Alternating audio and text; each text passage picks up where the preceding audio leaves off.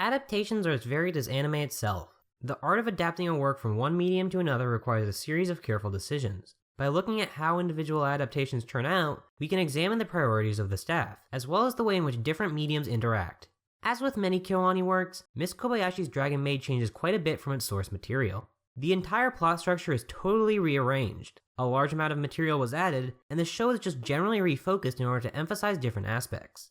Specifically, while family and finding a place for yourself is a theme that's present in the manga, the anime almost entirely focuses on it. In order to do so, it approaches the manga in a unique order. By switching the time at which certain events occur, it manages to create a complete arc for its characters, while focusing more heavily on the way in which they become a family. Now let's look at the individual episodes to see how things were changed. Episodes 1 and 2 are pretty straight adaptations. There's some new moments here and there, but both episodes adapted 4 whole chapters, though there wasn't a ton of room to add material. That said, it becomes clear even from these 2 episodes that the staff at KyoAni, led by director Takemoto Yasuhiro, had very different priorities from mangaka Cool Kyo Shinsha. Most notably, the comedy is toned down, while the quiet, atmospheric moments are more heavily emphasized. I wouldn't go so far as to call the manga a gag series, but it's certainly comedy first and foremost. The anime, on the other hand, is more of a slice of life, where the comedy is used to endear us to the characters more than it's used as the main selling point. Here, the big payoffs are not the jokes at the end of the chapters, but the soft moments where Kobayashi and Toru bond, or where Kana warms up to Kobayashi.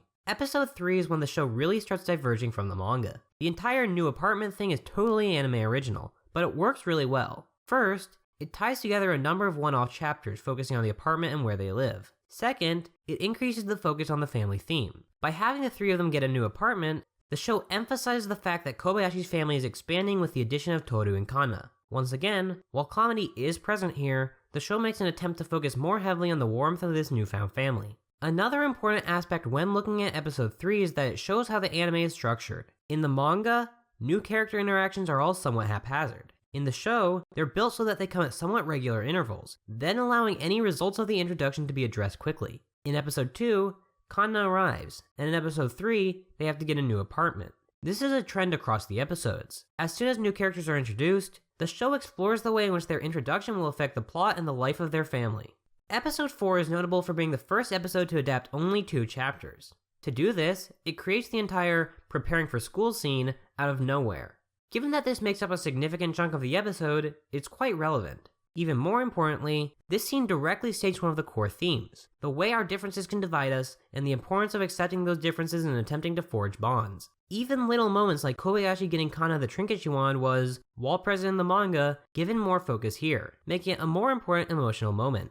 The other thing that episode 4 does differently is adding another chapter with Saikawa right after Kana attends school. The meaning of this change is pretty blatant. Saikawa is an important person to Kana, who's given significantly increased screen time in the anime, so the show attempts to demonstrate this by having her reappear immediately after her introduction. In the manga, she's less important, and doesn't even show up again until the next volume. Episode 5 is once again an episode which changes relatively little, but the tone is still quite different. Here, I'd like to call to attention the differing art styles between the 2 works. The manga has Cool Kyo Shinja's signature rough characters and relatively minimal backgrounds. The anime, on the other hand, has very soft characters, courtesy of Kadowaki Miku.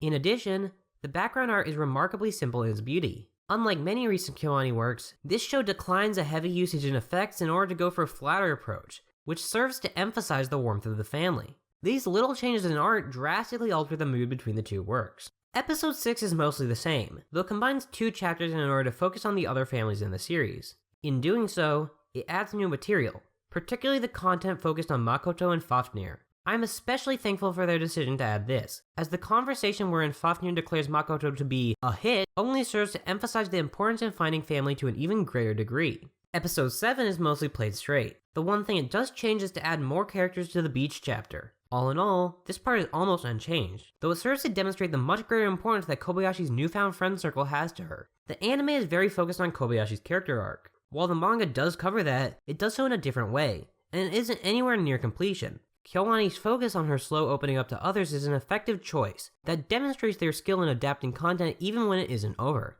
Episode 8, as an introduction to Elma, contains 4 chapters.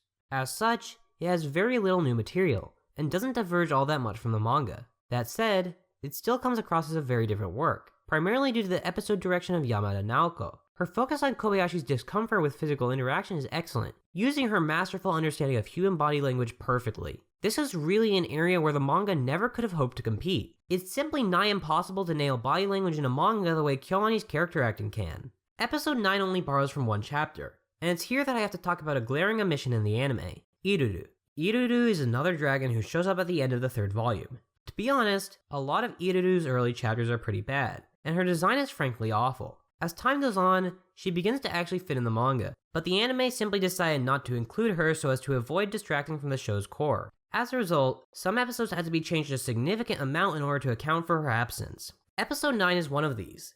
In the manga, it's merely Parents' Day that Kana wants Kobayashi to attend. Here, Iruru tries to tempt Kana into destroying Kobayashi's workplace, so that she isn't busy and can attend. Obviously, the anime had to throw all of that out. Instead, it gives even heavier focus to Kana's frustration with Kobayashi's inability to come, as well as Kobayashi's attempt to get her work done in order to do so. The sports festival portion is entirely original, and wasn't present in the manga at all. Episodes 10 and 11 are entirely new. While the manga does have a winter chapter, that became the housewarming party of episode 3. Because these are original, they do the best job of demonstrating how the staff saw the show. Clearly, while comedy was a key factor in KyoAni's conception of the project, they were also very interested in the family dynamics. This is true for the Christmas episode, but comes through even more clearly for the New Year's episode, which also has some focus on the idea of Kobayashi's family outside of Toru and Kana, something which shows up later. Episode 12 is mostly a straight adaptation. As always, the tone is different across the two works, and some chapter restructuring took place, but what's more important to note is the placement of this episode. This episode is here in order to warm us up for the finale. It makes it clear just how far Kobayashi and Toru's relationship has come since the show began, and, in doing so, makes it evident why Kobayashi's reaction is so strong in episode 13. And let's talk about episode 13. It's adapted from 2 chapters, and frankly, those chapters are not good in the manga. There, it's a fairly brisk affair, without much flourish or many interesting details. The anime basically creates a whole new experience out of a loose guideline in order to deliver a satisfying finale. To start, the whole forget-me-not motif is entirely absent in the manga. For the most part, Kana as a whole is absent in these chapters. The anime put a great amount of effort into increasing Kana's role throughout the whole show, and that's even more true here. While the chapter focused on Toru's introspection and anxieties is mostly unchanged, it's given greater weight by the excellent directing and visuals that you'd expect from a KyoAni production. However, what sees the biggest changes is the chapter where Toru's dad actually arrives. I'll cut to the chase. Toru never even leaves for the other world in the manga. There, her dad simply arrives, Kobayashi tells him off, and she leaves. There's no tension, no real emotion, it's just nothing. I don't adore the manga, but I think this is honestly one of its weaker chapters. The anime elevates it in every way. First, it showcases how Toru's disappearance would affect Kobayashi's life. I've seen some criticisms of her for showing little emotion at her absence, but this is clearly untrue. She doesn't get particularly vocal about it, but her body language when she's told makes it clear how she feels. Instead of openly freaking out, she simply bottles up her emotions for Kana's sake, which fits what we know about her. The entire sequence where Kobayashi tries to manage without Toru is excellent and, as I said, not present in the manga.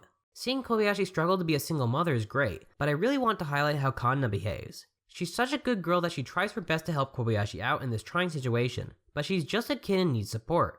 Her scene with Saikawa here is excellent, as it demonstrates how important Saikawa's love is to her, especially when she's troubled, something that the manga basically doesn't show. In addition, the actual confrontation with Toru's father has changed. It's significantly longer, but more importantly, Kobayashi is never shown to be in serious danger in the manga. The anime added the scene of her getting shot by the father. This not only increases the tension, but makes it more clear how much Kobayashi cares about Toru, given that she's willing to risk her life in order to help her. Furthermore, the father is shown to have stronger convictions, given that he doesn't go away until Kobayashi persists and follows them to the battleground. Lastly, the anime adds the final scene of the Kobayashi family going to visit her parents. This shows a further step in Kobayashi and Toru's relationship that the manga didn't come close to until volume 5.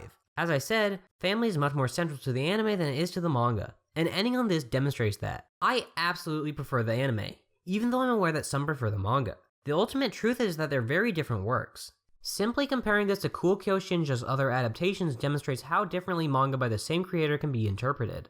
Maid Dragon is still recognizable as having the same base as the manga, but takes that base in totally different directions. Ultimately, adaptation is an art form, which takes lots of care to get right. Maid Dragon is an excellent example of how loose adaptations can be made in order to focus on different elements.